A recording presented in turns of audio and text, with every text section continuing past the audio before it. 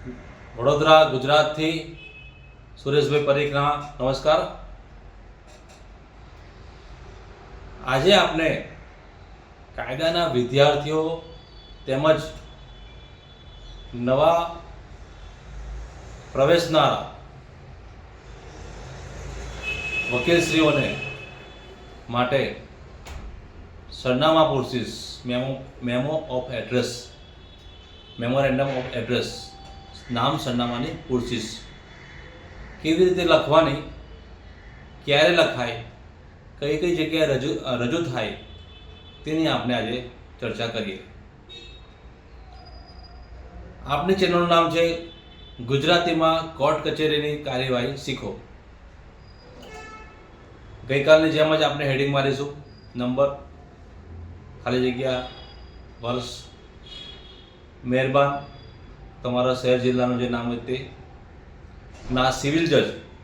દરેક સિવિલ દાવામાં નામ સરનામાની પ્રોસીસ ફરજિયાતપણે રજૂ કરવી પડે।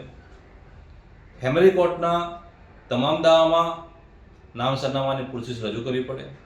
મોટર એક્સિડન્ટ ક્લેમ ટ્રિબ્યુનલ સમક્ષ નામ સરનામાની પ્રોસીસ મેમોરેન્ડમ ઓફ એડ્રેસ રજૂ કરવું પડે।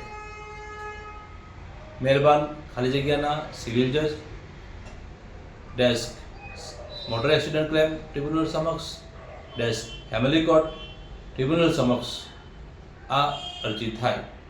અરજદાર, પછી તમારે લખવાનું વાદી, અરજદાર વાદી હોય તો વાદી, અરજદાર વાદી, સામે લખો સામેવાળા પ્રતિવાદી।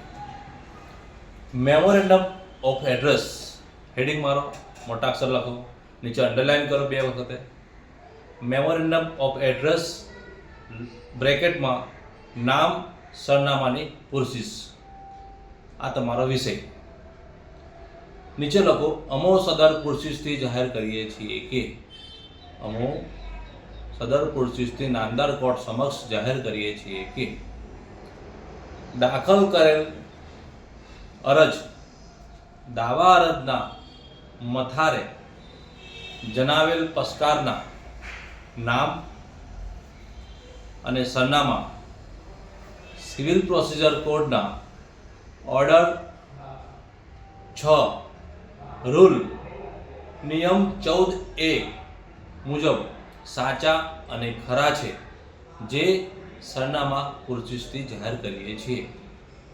નીચે તારીખ, જે તે સ્થળ તમારા શહેર જિલ્લાનું નામ હોય તે, આમાં વકીલશ્રીની સહી જોઈએ, વકીલશ્રી સહી કરશે, નીચે નામ લખશે। ત્યારબાદ પ્રોસીસમાં બીજી ખાસ વિગત એ છે વિદ્યાર્થીશ્રીઓ કે આ પ્રોસીસમાં કોઈ પણ પ્રકારની ટિકિટ લગાવવાની જરૂર નથી। પ્રોસીસ એ નામદાર કોર્ટ સમક્ષ જાહેર કરતું લખાણ છે। તમારે કોઈ માંગણી નથી કરવાની, તમે જાહેર કરો છો એટલે ટિકિટ લગાવવાની રહેતી નથી। નમસ્કાર, ભારત માતા કી જય।